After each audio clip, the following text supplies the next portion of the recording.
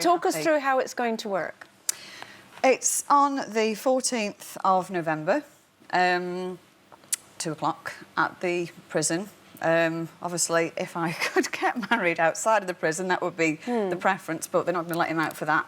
And then I get to spend, I think, probably about an hour or so with him and the sort of close friends that are going to be there. And then I go to a nearby hotel and have a reception. Without him? Without him. So you can take people to the prison to witness it? Yeah, we've 5 people are allowed. And until very recently, I was one of the 5. So I had to say to them, that's stronging it a bit, isn't it? I'm the bride, surely, give me at least 5 One more. Yeah, we've got 5 people now anyway, so... So who performs the ceremony? It's an independent registrar from Wakefield. All right. And when you go, I'm just intrigued, when you go and visit him... Yeah. Are you allowed to touch? Through bars. Oh. Yeah. So I can kiss him, we can hold hands, and we do that every time I, visit him. Can you do anything else? But no, I can't, Katie, unfortunately. But you don't have to get married through bars. No, right. no. It's going to be in a room that's. I think it's going to be in the room that they use for the parole hearings. So at that moment where you get married, would that be the first time you've ever seen him without a separation? No, because the first time I met him was an open visit. OK. Oh. But it will be different. Does that scare you? Because, I mean, he is a very violent prisoner. He spent a lot of time in solitary confinement because of attacking prison officers, other prisoners. Does it not scare you? I mean, I don't know. I can't imagine it. Let me tell you then. Yeah. Charles Bronson was a very, very violent offender. Yeah. A very, very violent prisoner, if not the most violent. I mean, how you can gauge it, I don't know. Charles Salvador is the man that I'm marrying, and he has not committed a violent offence at all. So he's changed his name? He changed his name in 2014, and since then he's not committed any violent offence whatsoever. I tell you, I would not be marrying Charles Bronson if I'd have... No, but he is the same person, Paula. He's just the same. changed his He's name. changed his name, and fundamentally, he did commit a violent attack 3 years ago. Yes, he did. Yeah. He did. Is that not in the back of your mind? What's in my mind is every single day that he's, since those three years ago, how much he's come along and how he's rehabilitated himself. Who will be there? What do your... I'm imagining if my daughter came to me and said, Mum, I'm marrying the most violent prisoner that I think that we've ever had, and I'm getting married in prison. That would probably be very shocking for me. How is it for your parents and your family? Are they going to be with you? At the moment, no. Right. My dad's not very well at the moment. Charlie's mum's not very well at the moment. And my mum is incredibly private, and it's not the kind of thing that she would probably want. Would you like her appealed to you about...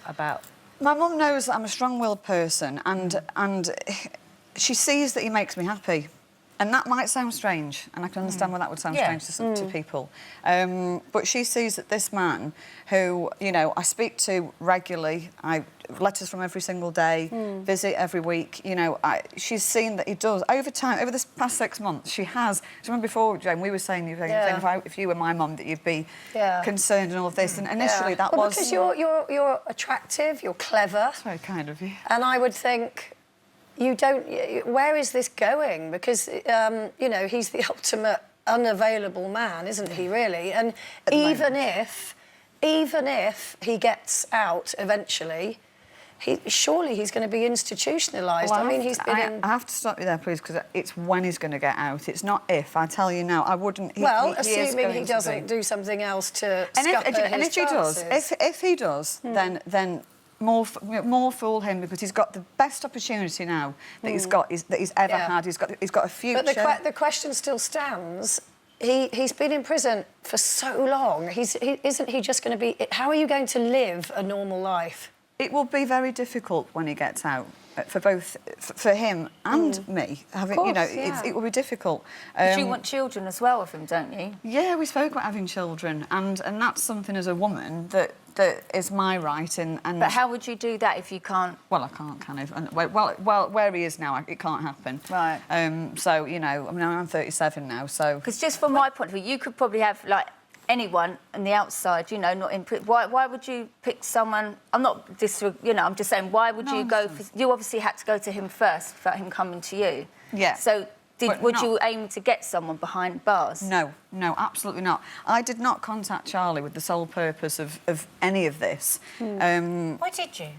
I contacted him because I had a mental breakdown a few years ago, and I suffered, as I said, with depression. And I read a book of his that I found I found his spirit and his soul really, really inspiring. It gave me strength, and I wrote to him to say thank you for writing that book. It really helped me.